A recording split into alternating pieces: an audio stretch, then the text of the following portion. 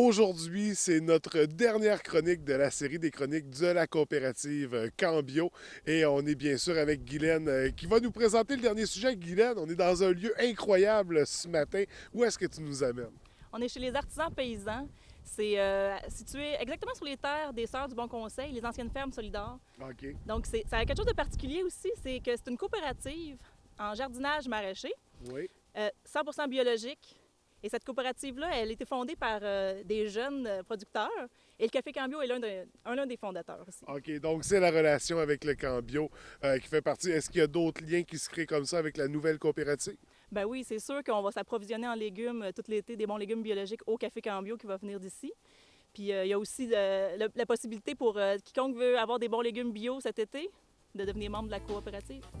Alors, on va s'arrêter là pour le moment. On va aller à l'instant rencontrer deux membres travailleurs de la coopérative.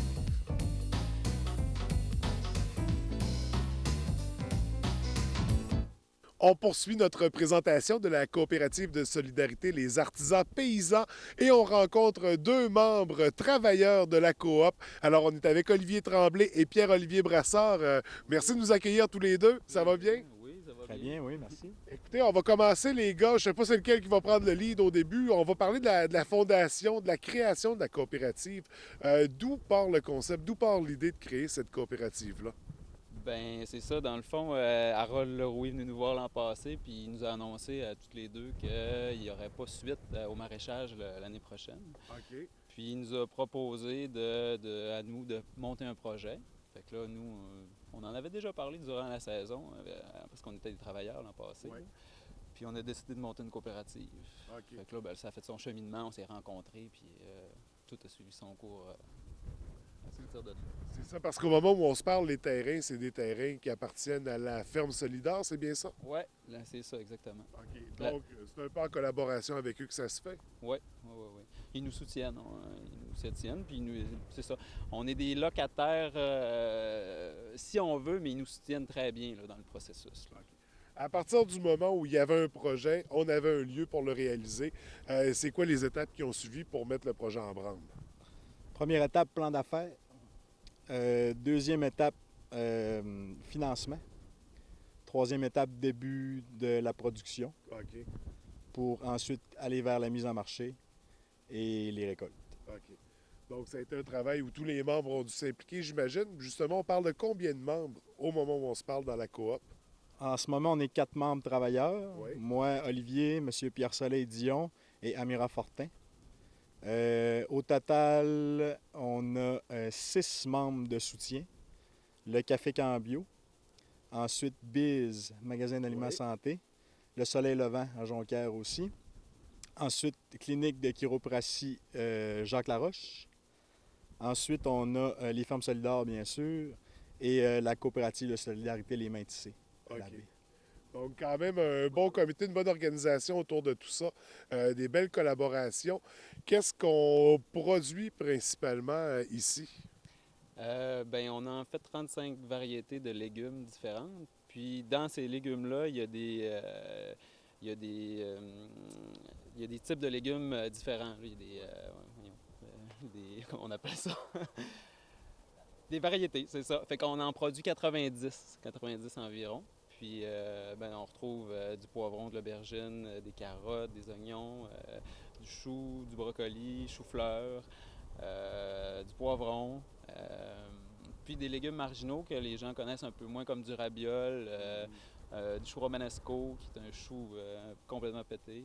Euh, c'est pas mal ça, là. Chou rave aussi. Donc, on veut vraiment compléter l'expérience, puis avec les éléments moins connus, en même temps, on en profite pour éduquer la population, Oui, j'imagine. oui, oui. En fait, on vise une ferme extrêmement diversifiée. Nous, ici, on est dans le modèle du bio-intensif. Ouais. Donc, c'est le modèle qui a été mis en branle par M. Elliott Coleman aux États-Unis, dans l'État du Maine. Donc, nous, c'est un modèle qu'on a repris ici. On fait tout à la main. Donc, on est vraiment une ferme paysanne. Tout à la main, on a un petit tracteur d'à peu près 35 forces pour amener le compost, des choses comme ça, mais quand on fait nos planches permanentes, quand on récolte, tout est fait à la main. Donc, on veut offrir un produit aux gens qui est éco-responsable, mais qui est une coche encore plus haut là, que les autres fermes là, qui peuvent offrir ça parce qu'on est vraiment non mécanisé. Donc, notre empreinte énergétique est au plus bas en ce moment. Là. Donc, c'est ça, très écologique dans la démarche. Puis on vise un produit de qualité supérieure également au travers de tout ça. Au niveau des agents qui sont utilisés, j'imagine qu'on évite les agents chimiques, les insecticides, ces trucs-là. Comment ça fonctionne exactement? Bien, on n'a aucun intrant là, dans les jardins chimiques, justement. On utilise juste du compost. C'est la seule chose qu'on met pour engraisser. Puis, on met un peu aussi de fumier de poule pour nos serres, pour le surplus d'azote. Puis, cette année, c'est tout ce qu'on met là, dans nos légumes. Au niveau de la phytoprotection des insectes, ben nous, ce qu'on vise, c'est zéro. Là. On ne veut pas en mettre du tout. En biologique, c'est accepté de mettre des pesticides, des biopesticides.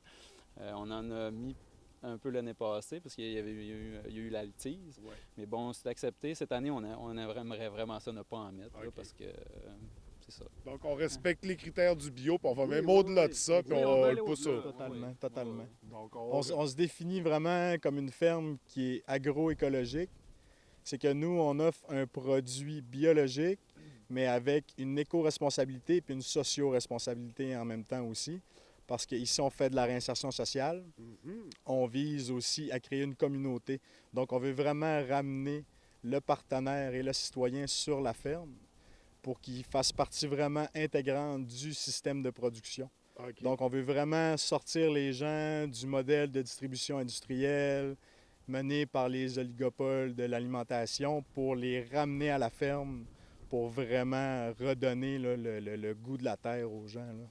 Est-ce qu'un client, est-ce qu'un citoyen pourrait venir participer littéralement un peu sous le principe de jardin communautaire? Comment ça fonctionne? Bien, jardin communautaire, je dirais pas, mais là, nous, on instaure... Il y a des gens, on fait des activités là, pour les fins de semaine à l'occasion. Puis quand on a décollé la ferme cette année, on a fait une activité, puis les gens se sont montrés très ouverts à venir faire du bénévolat.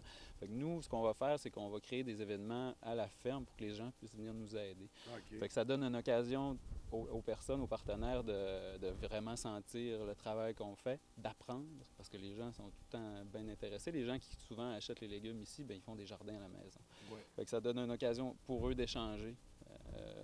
C'est de cette façon-là, là, pour répondre à ta question. Donc, c'est ça, échanger, puis même transmettre une passion à ces gens qui vont venir juste pour découvrir, là, voir. Puis de savoir d'où vient notre produit, puis qu'on a participé à amener ce produit-là, justement, dans nos assiettes. Ça pousse l'expérience encore plus loin. On a parlé de serres, vous avez des terres aussi. On parle de quoi comme superficie? On parle au total d'1,5 hectare. On a 2 serres, plus les jardins qui est ici en arrière. Oui. Donc, ça fait à peu près 1,5 hectare là, au total. Là. Donc, quand même un bon territoire à couvrir. Puis pour du travail manuel, c'est d'autant plus d'ouvrage. Mais l'expérience doit être encore plus enrichissante pour vous, j'imagine. Exactement. Nous, en fait, en travaillant la terre comme ça, de façon manuelle, on va vraiment rechercher une connexion avec la mère terre. Puis on sent aussi que c'est plus respectueux dans la façon de produire la nourriture. Parce que nous, on veut vivre de l'agriculture, mais on vise vraiment une souveraineté alimentaire. La souveraineté alimentaire, c'est la production de nourriture par le peuple, pour le peuple. Donc, on veut vraiment avoir un modèle là, qui va viser une vraie souveraineté alimentaire régionale. Donc, la première étape pour l'autonomie d'un peuple, c'est de gérer nous-mêmes notre nourriture. Exact. Donc, pour en revenir au concept, là, on a mentionné des produits, des légumes que vous faites pousser ici principalement. On y va avec les saisons. Comment ça fonctionne pour devenir client? Bien, dans le fond, on offre 2 formules de panier. C'est de l'agriculture soutenue par la communauté. Fait que, dans le fond, les gens paient un panier qu'ils vont recevoir pendant 15 semaines. Okay. Donc, il va y avoir 2 jours de livraison, tout dépendant où est-ce que ça va être situé dans la région. Puis, c'est ça, il y a 2 formules de panier. Il y en a un moyen à 375, puis il y en a un le plus gros panier régulier qui est à 525. Okay. Les gens, s'ils prennent le plus gros panier, peuvent payer en 2 versements ou en totalité. S'ils prennent le moyen, on paye en entier. Ça va débuter à la fin juin ou début juillet, soit la dernière de juin ou la première de juillet. En gros, c'est de cette façon-là que ça fonctionne. Pour nous, ça nous assure une sécurité. L'agriculture soutenue par la communauté, c'est ça le principe. C'est que ça nous assure un revenu en début de saison pour soit acheter les semences, le compost, commencer à nous payer aussi en tant que coopérant. En gros, c'est pas mal ça. Puis les points de chute, en ce moment, je peux continuer là-dessus, il y en a un à la ferme. On encourage fortement les gens à venir chercher leur panier à la ferme parce que c'est d'autant plus une belle expérience de voir le territoire. Puis de voir le territoire, la vue, le paysage. Oui. Les gens travailler, c'est exceptionnel quand on arrive ici. Il y a un sentier d'ailleurs, là, en tout cas, il y a des pancartes un peu partout, puis il y a un sentier bio qui a été fait. Ça peut être une occasion pour venir marcher en même temps. Ensuite, il y en a un à Jonquière au Soleil Levant, qui est un de nos partenaires soutien. Éventuellement, là, on est à la recherche d'un partenaire à la baie. Okay. C'est pas encore officiel, là, on est en recherche, puis ça va se faire sous peu, ça va être dans le centre-ville de la baie. Donc, on aura l'occasion de confirmer quand la collaboration sera établie pour le point de chute à la baie, mais on sait qu'il y en aura un. Ouais. Donc, les gens peuvent déjà adhérer, peuvent déjà s'inscrire pour recevoir les paniers. Donc, sur une période de 15 semaines, on parlait de 2 fois par semaine, le panier? Oui, il va y avoir un point de chute le mardi puis le jeudi. Ah, okay. Ça se fait en fin de journée, aux alentours de 3h30, je ne me rappelle plus, c'est quoi? Dans la fin d'après-midi, entre 4h et 7h, d'habitude. Il faut aussi rajouter, quand les gens viennent ici payer leur panier avec l'agriculture soutenue par la communauté, ils sont toujours entre 25 et 35 % en bas du prix de l'épicerie. Parce qu'il n'y a aucune multinationale de l'alimentation qui va se faire une cote sur le produit. C'est que le produit est directement donné au partenaire et le partenaire a son argent directement donné au producteur. Donc, pas d'intermédiaire, on sait d'où ça vient, on sait où ça va. Exactement. On encourage des producteurs d'ici, des produits d'ici, ça coûte moins cher. Ça vaut la peine. Il n'y a pas d'excuse pour ne pas adhérer à ça. Ben, c'est une quand même une assez vieille façon de fonctionner. Il y a des fermes ici que ça fait une quinzaine d'années qui font ça, mais il y a un renouveau en ce moment régional au Québec aussi pour l'agriculture éco-responsable. Donc, c'est vieux et jeune en même temps au niveau de la mise en marché. Mais oui, c'est très, très avantageux, là, surtout en saison. Donc, on n'hésite pas. On s'inscrit dès maintenant. Comment on procède pour s'inscrire? On appelle au 418-590-1151, puis c'est monsieur ici présent qui va vous répondre. Sinon, on peut aussi aller sur le site Internet de la coopérative qui... c'est toi, Pierre-Olivier, qui c'est le... En fait, on peut envoyer un courriel directement à nous. Donc, c'est artisan au pluriel, paysan au pluriel à commercial@gmail.com. Sinon, on a la page Facebook et la page Facebook va vous renvoyer directement là, au site Internet. Okay. Donc, il y a plein de façons de nous rejoindre. Sinon, bien, les gens peuvent venir directement à la ferme ici, venir jaser avec nous, puis on va donner toute l'information, il n'y a aucun problème. Venir découvrir le site, on invite vraiment les gens à venir parce que...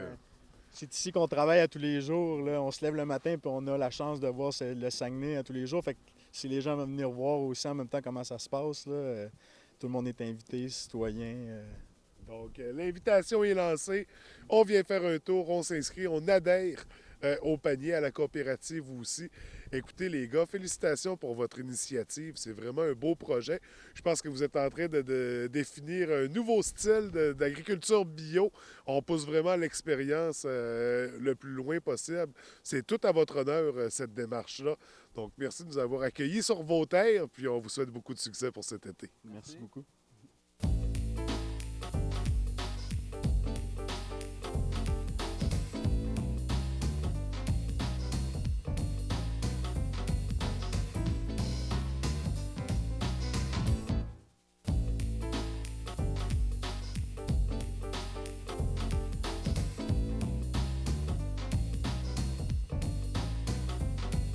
Guylaine, c'était notre dernière chronique de la série en cours, donc on a vraiment fini ça en beauté.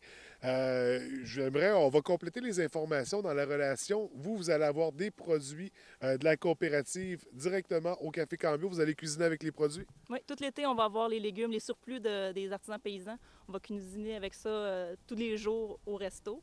Donc, vous pouvez en profiter, venir au Cambio pour y goûter dans votre assiette. Et goûter puis découvrir tout l'ensemble des produits. Le café, bien sûr, qui est distribué dans plusieurs entreprises de la région. C'est quoi la suite là, pour ta coopérative?